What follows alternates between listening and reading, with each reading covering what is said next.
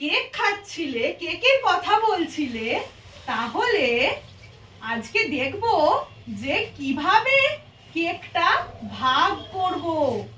ঠিক আছে, তাহলে আজকে আমরা কজন আছি গো? অনেকজন। আচ্ছা, বাহ, বেশ। তাহলে আজকে বলো তো, আপাতত এখন কেকটাকে ক ভাগ করব? কি বললি রিমা? 8 ভাগ। আচ্ছা, তাই হোক। তাহলে এখন এটা ক ভাগ হলো? 1 ভাগ আর 2 ভাগ, তাই তো? আচ্ছা, আর একটা বলো তো, এটাকে যদি 4 ভাগ করি কি করব? এইখান বরাবর একটা লাইন টানবো, তাহলে কি হলো? 1 2 3 4।